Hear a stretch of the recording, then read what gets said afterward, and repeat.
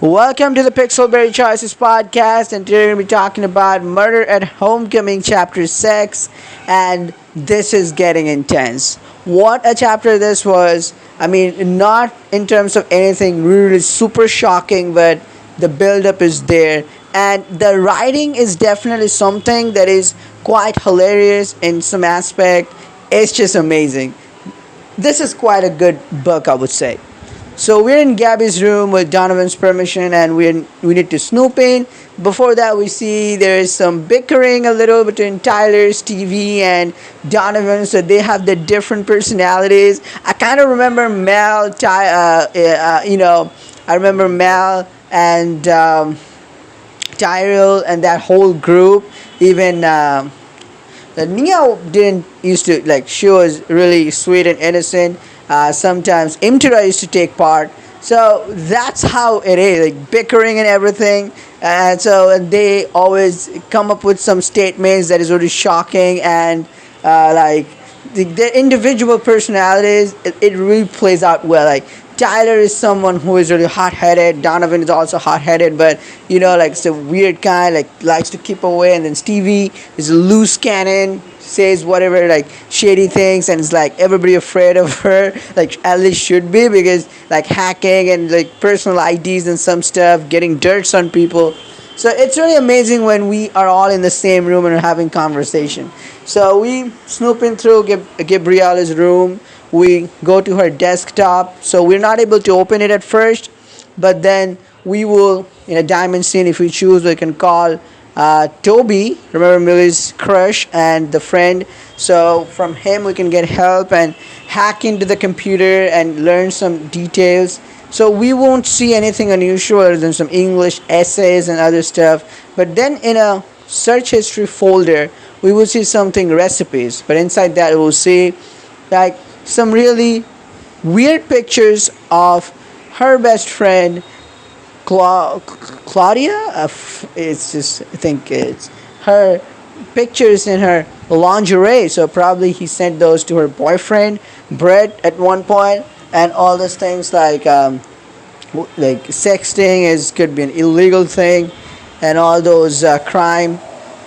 So basically, she was probably blackmailing Claudia on this one, but we don't know yet. And then we go to search her locker, her closet, and we find out the fake ID. So Donovan's a little shaken at this, and he's taken aback because he is the twin of Gabby, and literally he has spent the most time with Gabby on this earth, and he still didn't know that his sister is living a different life. So we can have a sympathetic talk with him. Then we can search with Stevie the drawers, and we can find some clothing.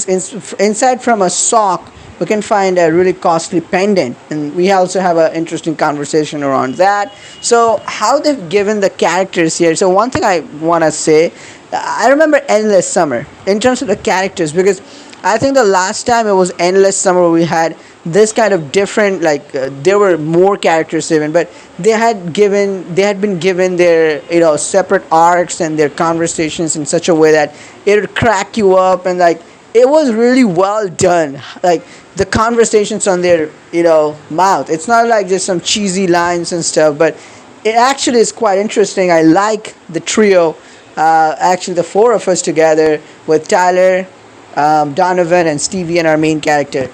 So then we move on to Tyler. We're searching the bookcase. We find a ledger with a diary. So I was not able to open it, but seems like it's something really important inside, because Gabby has protected it with a password.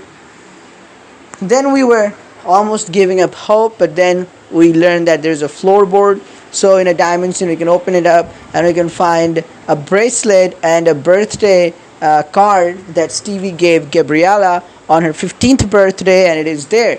So we don't know why she kept there. So Stevie says like she used to hang out with that group, but then basically they sort of drifted apart, and something happened, like she got some serious accusations, but Gabby didn't stand up for her.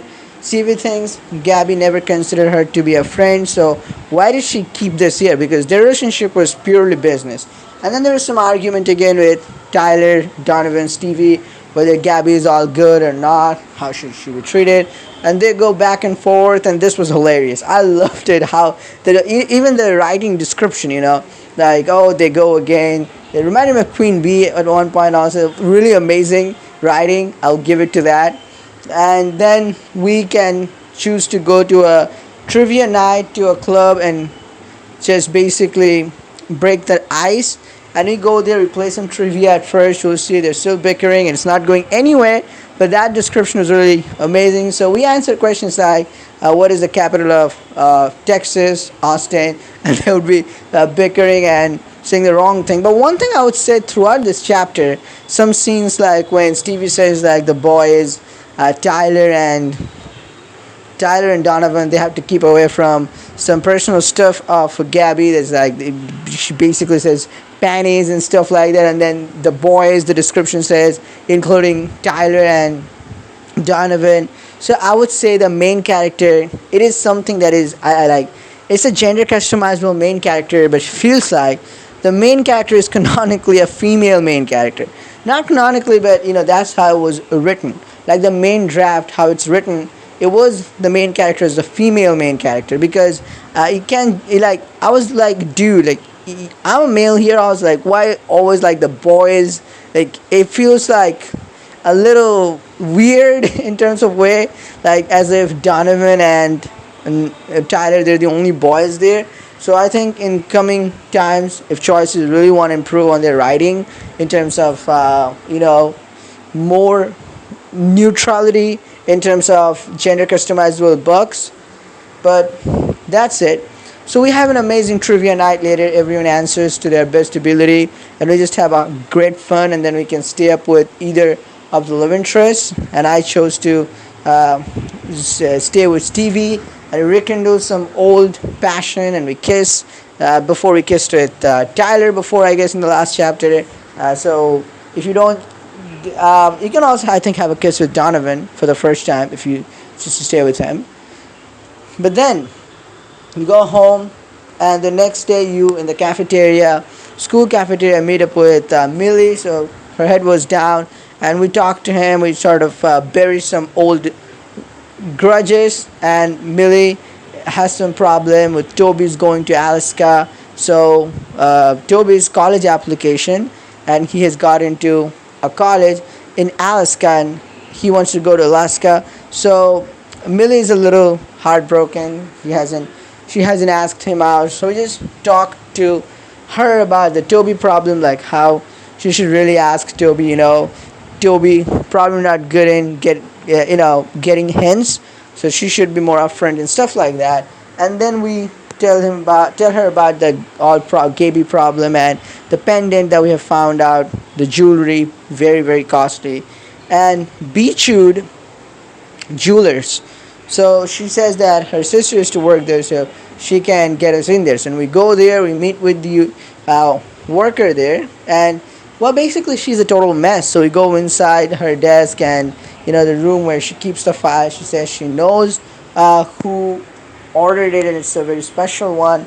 And also we'll get to cover it by saying that our one of friend is having an affair, so we want to know about them.